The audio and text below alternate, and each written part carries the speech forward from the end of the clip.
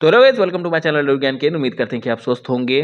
तो ये देखिए आपके स्क्रीन पे जो क्वेश्चन दिख रहा है ना, ये बीपीएससी टीआरई 2 पीआरटी का क्वेश्चन है। ठीक है, तो इस वीडियो में हम लोग इसका जीके जीएस वाला पार्ट डिस्कस करने वाले हैं। मैथ रीजनिंग मैं आपको अलग से एक वीडियो बना के दूंगा, क्योंकि मैं उसमें बताऊंगा कि आपको कैसे मैथ रीजनिंग स्मार्टली सॉल्व करना है। ठीक है, और ये ओरिजिनल क्वेश्चन ही है, लेकिन इसमें असेंबल किया हुआ। ठीक है, मैथ एक जगह है, रीजनिंग एक जगह है, साइंस एक जगह है। ठीक है, तो आप डरिएगा मत कि कहाँ से पूछ रहे हैं, ये तो है ही नहीं क्वेश्चन में।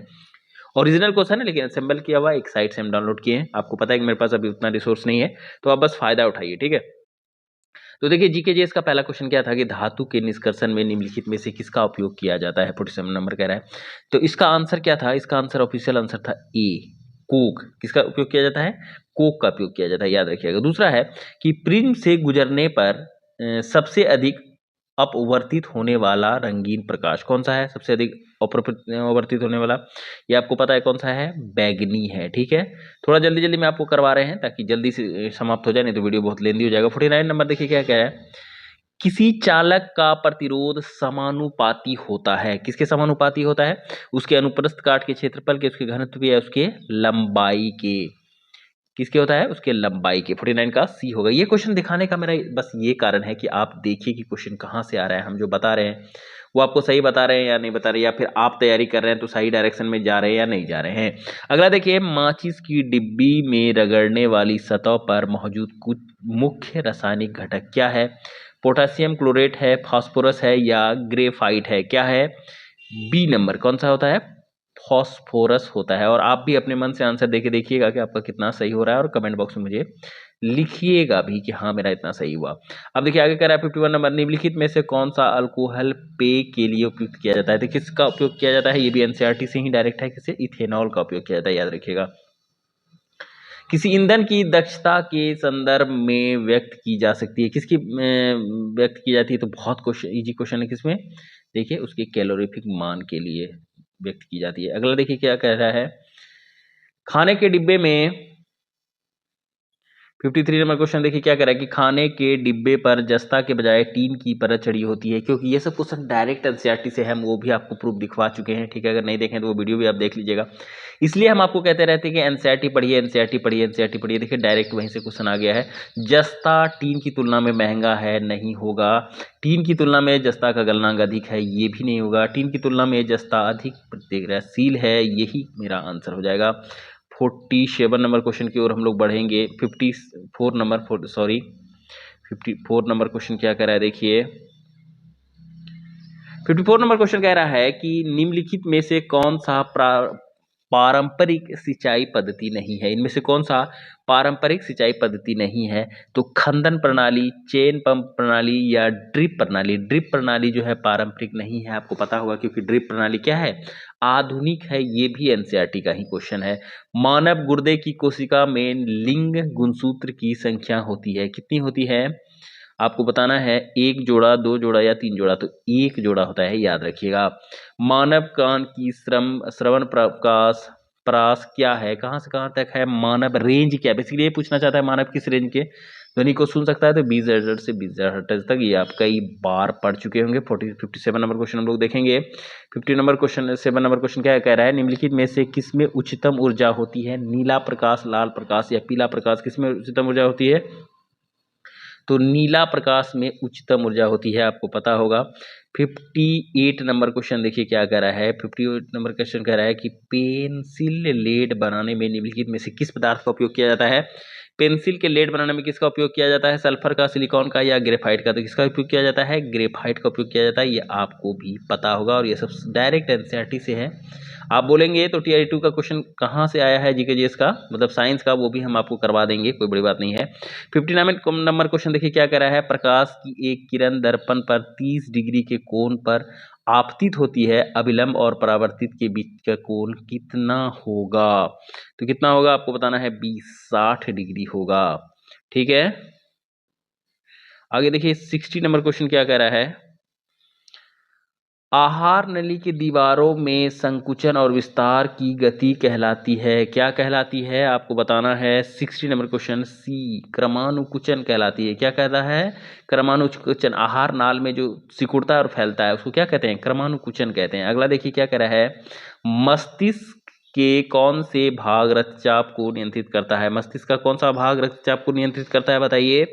रीढ़ की हड्डी, खोपड़ी, हाइपोथैलेमस, कॉर्ड, खोपड़ी, सेरेब्रम या पॉन्स मेडुला सेरेब्रम? कौन सा होगा? तो 61 का सी नंबर होगा, पॉन्स मेडुला और सेरेब्रम। 62 नंबर क्वेश्चन देखिए क्या कह रहा है।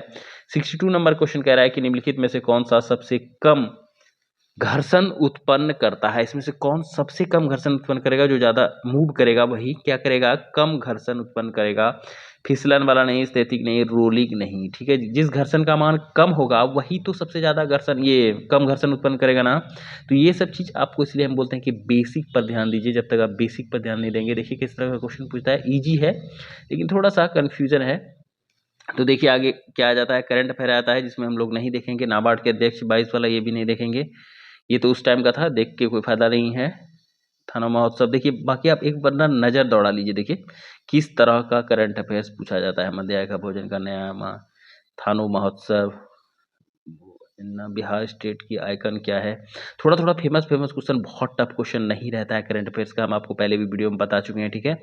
इसीलिए आपको परेशान होने की आवश्यकता नहीं है। देखिए अंतर्गत गांवों का विकास योजना, अज्ञात सर्वो में डिवीजन बागदोरी, ठीक है। अब यहाँ पे देखिए क्या कह रहा है, चिपको मूवमेंट। 73 नंबर क्वेश्चन देखिए क्या कह रहा है कि 73 number the Chipko movement a people's history नामक पुस्तक के लेखक कौन थे? इसके पुस्तक के लेखक कौन थे आपको पता होगा, शेखर पाठक थे। 73 का क्या होगा, शेखर पाठक। 74 नंबर ब्रिज लिपि दिवस कब मनाया जाता है? विश्व ब्रेल लिपि दिवस कब मनाया जाता है? तो आप बताइए कब मनाया जाता है? 4 जनवरी को मनाया जाता है विश्व ब्रेल लिपि दिवस, ठीक है। आगे हम लोग 75 नंबर क्वेश्चन देख रहे हैं कि क्या कह रहा है। 75 नंबर क्वेश्चन, भारत गौरव पर्यटन रेलगाड़ी के संबंध में कौन सा तथ्य सही है? ये भी करंट अफेयर्स का है। अज्ञात सर्वे में डीएनए के रखने वाला भारत का प्रथम राज्य, ये भी करंट अफेयर्स का है। आसियान 2023, ये भी करंट अफेयर्स। देखिए करंट अफेयर्स आप देखते जाइए, बस इसलिए हम दिखाना चाह रहे हैं कि आपको आइडिया मिलेगा कि हाँ ये जो हम पढ़ रहे हैं इस तरह से क्वेश्चन आएगा या इस तरह से आएगा, या करंट अफेयर को किस तरह से आप पूरा करेंगे। अगला देखिए क्या कह रहा है, सूर्य है एक। सूर्य क्या है बताइए? सूर्य एक है, क्या है? तो पीला तारा है, लाल तारा है, श्वेत तारा है। तो पीला तारा है, याद रखिएगा। सूर्य कैसा तारा है? पीला तारा है, ठीक है। अगला 80 नंबर क्वेश्चन हम लोग देखेंगे।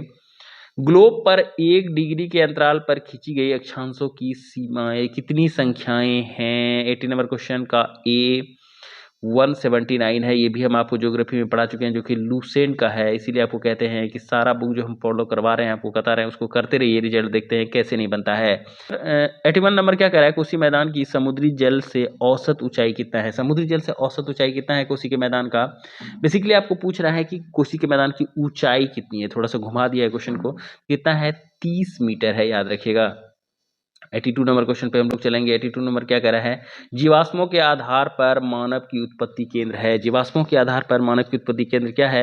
अफ्रीका की रिफ्ट घाटी, मध्य एशिया या जेरूसलम? क्या है? अफ्रीका की रिफ्ट घाटी है, याद रखिएगा। ये इस बार टीआरई 2 का, टीआरई 3 में भी आया हुआ था, पीजीटी में, ठीक है, कॉमन पेपर में। इसीलिए आपको बोलते हैं कि प्रीवियस ईयर भी लगाया कीजिए, उससे आपको मिल जाएगा, मतलब वो भी रिपीट भी हो जाता है। ऐसा होता है कि मतलब पीआरटी का क्वेश्चन पीजीटी में भी आ जाएगा, पीजीटी क्वेश्चन पीआरटी में भी आ जाएगा, कोई कुछ कह नहीं सकते। देखिए 83 क्या कह रहा है, 2 समुदायों के मध्य सांस्कृतिक संपर्क कहलाता है। 2 समुदायों के बीच जब सांस्कृतिक ये संपर्क होता है तो उसको क्या कहते हैं? तो उसको एक्लेंचरेशन कहते हैं, एक्लेंचरेशन कहते हैं। बी, उसको क्या कहते हैं? एक्लेंचरेशन कहते हैं, ठीक है। आगे हम लोग 84 नंबर क्वेश्चन देखेंगे। 84 नंबर क्वेश्चन क्या कह रहा है, बरौनी तेल शोधक संयंत्र बिहार के किस जिले में स्थित है? बताइए किस जिले में स्थित है? सहरसा, बेगूसराय या मधुबनी? कहाँ पे स्थित है? बेगूसराय में स्थित है, याद रखिएगा। आगे देखिए 85 नंबर क्वेश्चन क्या कह रहा है, टेहरी बांध परियोजना। देखिए ध्यान से देखिए किस किस तरह का क्वेश्चन बनता है। टेहरी बांध परियोजना संबंधित है नियतिवादी विचारधारा से, शंभवादी विचारधारा से, वैज्ञानिक नियतिवादी विचारधारा से। किससे संबंधित है? तो भी साम्यवादी विचारधारा से है। टेहरी बांध परियोजना संबंधित है साम्यवादी विचारधारा से, ठीक है। आगे देखिए 86 नंबर क्वेश्चन क्या कह रहा है, निम्नलिखित में से कौन सी उड़ीसा की स्थानांतरणशील कृषि है? इसमें से कौन सा उड़ीसा का स्थानांतरण कृषि है? आपको बताना है, पोडू, पेंडा या बेवार? तो कौन सा होगा? पोडू होगा। 87 नंबर क्वेश्चन हम लोग देखेंगे, नीचे है शायद से, हाँ। बलूचिस्तान में चलवासी का तंबू कहलाता है। बलूचिस्तान में चलवासी का तंबू क्या कहलाता है? तो ये कहलाता है किजसी। क्या कहलाता है? किजसी कहलाता है। अगला 88 नंबर क्वेश्चन देखिए क्या कह रहा है कि बिहार के किस जिले में रेशमी वस्त्र का उत्पादन सर्वाधिक होता है? 88 नंबर बी, भागलपुर। ये तो काफी फेमस क्वेश्चन है कि रेशमी वस्त्र कहाँ पे होता है? भागलपुर में फेमस है। आगे देखिए क्या कर रहा है, जनसंख्या घटने से मानव भूमि अनुपात क्या होगा? जनसंख्या घटने से मानव भूमि अनुपात घटता है, बढ़ता है या स्थिर रहता है? ये सब तरह का कॉन्सेप्चुअल क्वेश्चन है। क्या रहेगा? बढ़ेगा। जनसंख्या घटने से मानव भूमि अनुपात क्या होगा? कॉमन सेंस है कि जनसंख्या आदमी का जैसे घटेगा तो मानव भूमि का अनुपात क्या हो जाएगा? बढ़ जाएगा ना, भूमि बढ़ जाएगा। जैसे इंसान घटेगा तो कोई एक उस रेशियो में घटेगा बढ़ेगा। तो अगला देखिए 90 नंबर क्या कह रहा है कि बिहार के किस जिले में मक्का का उत्पादन सर्वाधिक होता है? ऐसे तो ये करंट अफेयर्स है लेकिन फिर भी आप जान लीजिए, मुजफ्फरपुर में सबसे अधिक होता है। 91 नंबर क्वेश्चन देखेंगे हम लोग, क्या कह रहा है देखिए 91 नंबर क्वेश्चन कह रहा है कि 1857 के विद्रोह के नेता कुंवर सिंह किस स्थान से संबंधित है? ये काफी इंपॉर्टेंट क्वेश्चन भी है और काफी सिंपल भी। कहाँ से संबंधित है? जगदीशपुर से संबंधित है, आपको पता ही होगा। ईस्वी 1876 में इंडियन एसोसिएशन की स्थापना किसने की थी? बताइए, इंडियन एसोसिएशन की स्थापना किसने की थी? तो आपको पता होगा, सुरेंद्र नाथ बनर्जी। ये सब जो हम लोग शाम में टेस्ट लगाते हैं, ये सब सारा क्वेश्चन आता है कि नहीं, बताइए आप। इसलिए हम कहते हैं कि जुड़े रहिए, निश्चित आपकी सफलता होगी। विदेश में भारतीय राष्ट्रीय ध्वज प्रथम बार किसने फहराया था? बताइए, लाला लाजपत राय ने, मैडम भिकाजी कामा ने या राज बिहारी बोस ने? किसने फहराया था? तो मैडम भिकाजी कामा ने फहराया था। ये सब सारा क्वेश्चन हम रात के टेस्ट में आपको करवाते हैं, इसलिए चैनल से जुड़ना मत भूलिएगा जो नए लोग इस वीडियो को देख रहे हैं। अबुल कलाम आजाद के द्वारा किस पत्रिका को संपादित किया गया था? किस पत्रिका को संपादित किया गया था? बताइए, अबुल कलाम आजाद के द्वारा अल हिलाल। कई बार हम ये रात के टेस्ट में आपको बताइए कि ये सब काफी इंपॉर्टेंट एग्जाम में आता है, देख लीजिए। इसीलिए आपको बोलते हैं कि जो पढ़ाएंगे वही आएगा, टेंशन फ्री होकर आप विश्वास के साथ जुड़े रहिए। 95 नंबर क्या कह रहा है, Gandhi and Bihar some reminiscences के लेखक कौन थे? कौन थे इसके बताइए। 95 का आंसर हो जाएगा ए, डॉक्टर राजेंद्र प्रसाद थे। आगे देखिए क्या कह रहा है 96 नंबर, ऑल इंडिया किसान सभा के पहले अधिवेशन के अध्यक्ष कौन थे? ऑल इंडिया किसान सभा के पहले अध्यक्ष कौन थे बताइए। 96 नंबर का बी होगा, सहजानंद सरस्वती थे, याद रखिएगा। आगे हम लोग 97 नंबर पे बढ़ेंगे। 97 नंबर क्या कह रहा है देखिए, पटना महिला विश्वविद्यालय कब स्थापित हुआ था? पटना महिला विश्वविद्यालय कब स्थापित हुआ था? 1940 में स्थापित हुआ था, ये आपको भी पता होगा। आगे हम लोग देखेंगे कि अंतरिम सरकार में डॉक्टर राजेंद्र प्रसाद के पास कौन सा विभाग था? अंतरिम सरकार जब गठन हुआ तो डॉक्टर राजेंद्र प्रसाद के पास कौन सा विभाग था? तो खाद्य एवं कृषि था। ये भी एक दो बार रिपीट हुआ क्वेश्चन है। किस वर्ष ऑल इंडिया विमेंस कॉन्फ्रेंस की स्थापना की गई? तो किस वर्ष की गई? तो सी में की गई, 1927 में, याद रखिएगा। 100वां नंबर क्वेश्चन हम लोग देखेंगे क्या कह रहा है, बंगाल विभाजन 16 अक्टूबर 1905 को किस दिवस के रूप में मनाया जाता है? किस दिवस के रूप में मनाया जाता है बताइए। 100वां नंबर सी होगा, शोक दिवस के रूप में मनाया जाता है। ये सब सारा क्वेश्चन हम आपको रात के टेस्ट में करवाते हैं और देखिए हूबहू उसी तरह के क्वेश्चन यहाँ पे आपको देखने को मिल जा रहे हैं। अगला देखिए क्या कह रहा है, किस आंदोलन के दौरान बिहार विद्यापीठ की स्थापना की गई? किस आंदोलन के दौरान बिहार विद्यापीठ की स्थापना की गई? तो 101 का कौन सा आंसर होगा? बी होगा, असहयोग आंदोलन के दौरान। ठीक है, आगे देखिए 102 नंबर क्वेश्चन क्या कह रहा है कि 1917 में चंपारण आने का निमंत्रण महात्मा गांधी को किसने दिया था? किसने दिया था बताइए। राजकुमार शुक्ल ने दिया था। ये तो काफी फेमस क्वेश्चन है, ठीक है, ये सब तो आपको चूकना ही नहीं है। 103 नंबर क्वेश्चन हम लोग देखेंगे अब। 103 नंबर क्वेश्चन देखिए क्या कह रहा है। 103 नंबर क्वेश्चन कह रहा है कि द व्हील्स ऑफ हिस्ट्री, इतिहास के पहिए नामक पुस्तक किसके द्वारा रचित थी? किसके द्वारा रचित थी? तो राम मनोहर लोहिया, याद रखिएगा। द व्हील्स ऑफ हिस्ट्री या इतिहास के पहिए कौन लिखे थे? राम मनोहर लोहिया जी ने लिखा था। अगला है, निम्नलिखित में से भारत की स्वतंत्रता के प्रति मुस्लिम लीग के दृष्टिकोण के बारे में कौन सा सही है? इसमें से कौन सा सही है? तो 104 का डी है आंसर। इसका मतलब समझे ना आप, 104 का डी मतलब ऑल द अबव, सारे इसमें सही हैं। आप ये रहा क्वेश्चन, आराम से आप पढ़ लीजिएगा, ठीक है। इसके सारे ऑप्शन। अगला हम लोग 5वां नंबर देखेंगे, निम्नलिखित में से कौन सा भारत के मूल अधिकारों के बारे में सही है? इनमें से कौन सा भारत के मूल अधिकारों के बारे में सही है? इसका भी आंसर क्या है? 5वां का भी डी है। तो आप 1 से लेकर 3 तक तीनों पढ़ लीजिएगा, ठीक है। तो वन ऑफ द अबव है इसका आंसर। इसका मतलब क्या हुआ कि ये दो में से एक से ज्यादा सही है।